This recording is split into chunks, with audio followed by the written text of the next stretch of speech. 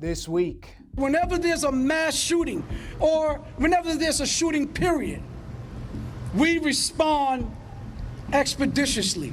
A mass shooting in Brooklyn leaves a community devastated. Plus, an off-duty NYPD officer shoots and kills a suspect, and a warning after a rash of car tire thefts. Right now, Fox 5's Crime in the City. For our first story this week, we begin in Crown Heights, Brooklyn, where a mass shooting at a nightclub left 3 people dead, including 2 gunmen and 14 others injured. The hunt is on for 2 people wanted for Saturday's deadly mass shooting at a Brooklyn lounge. And it comes as a vigil is happening right now to remember the victims. Fox 5's Lisa Evers is live in Crown Heights with the very latest. Lisa? Well, Bianca and Natasha, right now police are telling us that 2 of the gang-affiliated trigger pullers in this mass shooting are dead, along with 1 man who was killed who was inside. Now, also, a manhunt is underway for at least 2 other shooters who were involved in open fire in this lounge, killing a total of 14 people. And as all of this is happening, the police investigative work, a vigil is getting underway here in Crown Heights near the scene of the shooting. The NYPD says the violence erupted inside a Taste of the City lounge on Franklin Avenue about 3:30 Sunday morning. Sources close to the investigation tell me that adult members of the long-established Brooklyn gang called Folk Nation were inside when suddenly, sources say, their ops, members of an opposing gang, walked in. There was an argument, and at least 4 shooters, likely more from the ops, pulled their guns and unloaded a barrage of 9mm and .38 caliber bullets, striking 14 people, ranging in age from 27 to 61. 3 are dead, with 2 of them being these gang-affiliated shooters, who police tell us have been arrested multiple times before. Now, Brooklyn community activists are speaking out. Part of the response is for us to show the community and the city and the world that's watching that whenever there's a mass shooting or whenever there's a shooting period, we respond expeditiously. And on this level of a mass shooting, this is what you get. You get every single hand that's on deck. Now, right now, what's happening is that vigil is underway with various city officials, police brass, as well as Mayor Eric Adams expected at any moment. They are here to remember the victims and to call for peace in this community, along with many of the peace activists who've been out here all afternoon. Now, detectives are also telling us that they believe that there may be more shooters, and at least 5 guns or more were actually used during this wild shootout inside this lounge.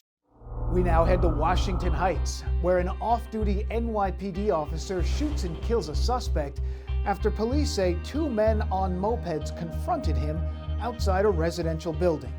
We are following breaking news this morning. This is out of Washington Heights. That's where an off-duty NYPD officer was involved in a deadly shooting. Good Day's Robert Moses. He is live at the scene with what we are learning this morning and a search for a second suspect. Robert, what's going on? Dan, police are searching for a man who they say, along with another man, came up to an off-duty NYPD officer here last night in Washington Heights near the intersection of West 173rd Street and Amsterdam Avenue. It was an encounter that ended in gunfire.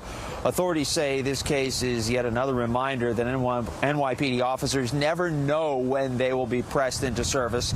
Police tell us that off-duty officer was standing outside of a residential building here last night around 9:45 when 2 men came up to him on separate mopeds. Deputy Chief Eric Pagan picks up the story from there. He was approached by 2 males on 2 separate mopeds.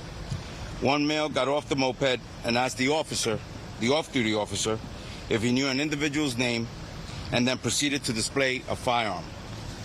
Once seeing the firearm, the off-duty officer drew his firearm, discharged multiple rounds, striking the male.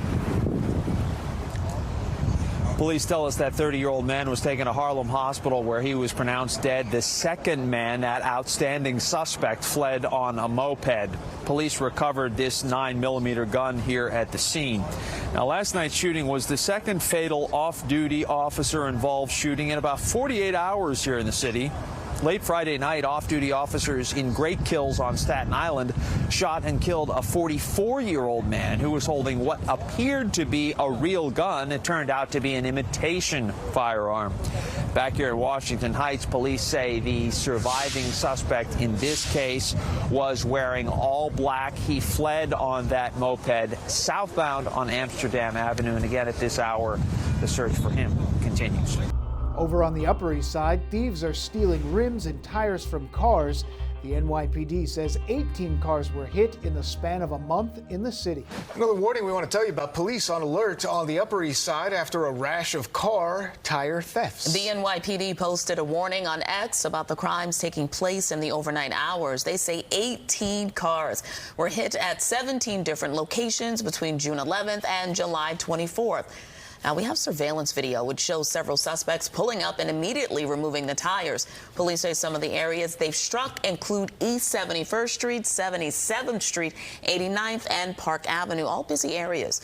One retired NYPD detective tells us this crime was common back in the day when he was a rookie cop in the 1980s.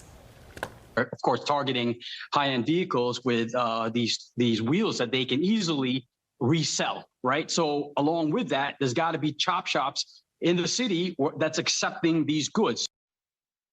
Police say there could be more than one crew stealing the car tires. They advise car owners to park in well-lit areas, install high-quality locking lug nuts, and also use a steering wheel lock.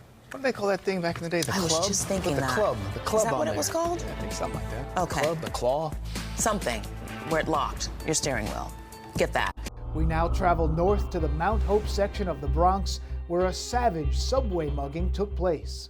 Police in the Bronx are searching for the suspects in a brutal mugging on the 4 train. It happened Sunday evening at the Burnside Avenue station and Mount Hope. The 19-year-old victim was approached by 2 men as he exited a northbound train. Now, cops say the suspects punched the victim several times before stealing his cell phone and then running off. If you recognize the suspects on your screen, you are urged to call Crime Stoppers at number 800-577-TIPS.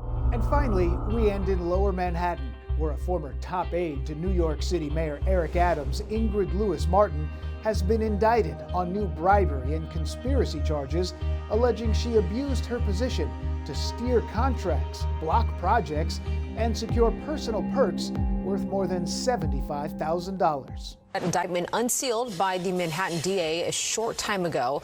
In it, it details Mayor Eric Adams' longtime right hand, Ingrid Lewis Martin, accepting bribes in exchange for political favors.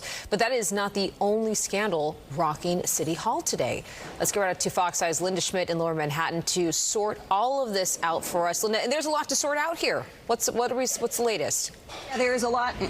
Yeah, that's right, Bianca. A lot going on here today. First of all, the charges against Ingrid Lewis Martin. This is the second round of charges against her from the Manhattan District Attorney's Office. Now, these charges today involve that corruption investigation that has been swirling around City Hall now for the past 2 or 3 years, accusing and alleging corruption by former City Hall staff as well as others outside City Hall.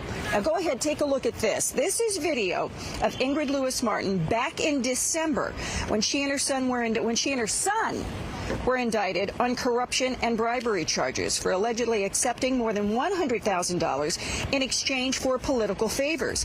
Now, she was Mayor Adams' top advisor at the time, and they are also longtime friends and have often referred to one another as family. She resigned last year. Well, now today, new charges have been announced against her, her son, and 5 others. Manhattan DA Alvin Bragg is accusing Lewis Martin of accepting another $75,000 in bribes, including $50,000 in cash directed to her son's account.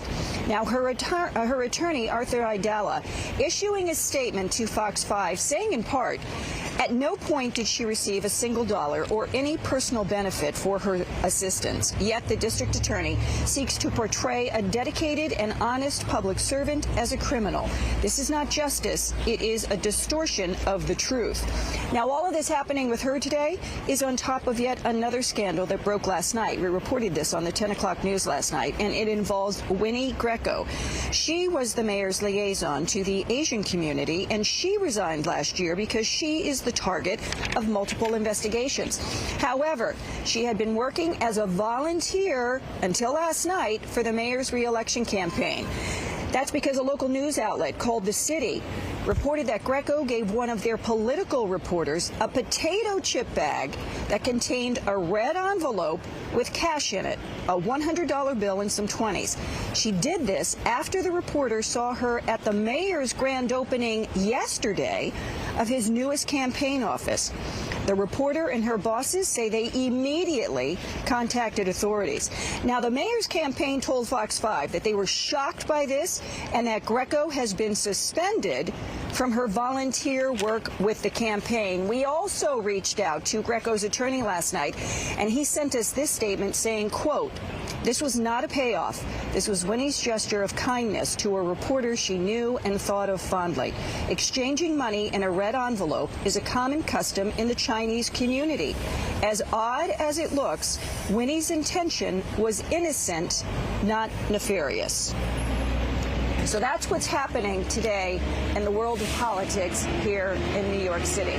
Local politics, that is. By the way, the mayor has not been indicted. He has not been charged. His name was not raised at all related to these new charges against Ingrid Lewis Martin.